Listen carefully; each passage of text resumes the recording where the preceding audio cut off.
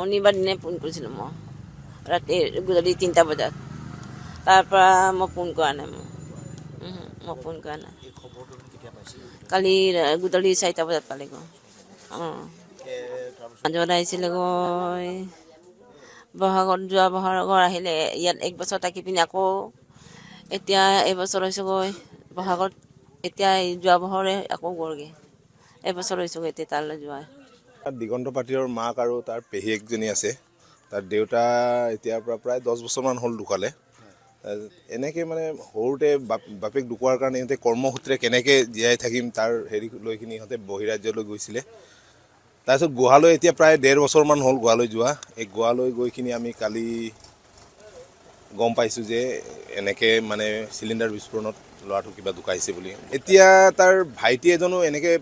বাহিৰত আছে ই এতিয়া তালৈ গৈছে বুলি কৈছে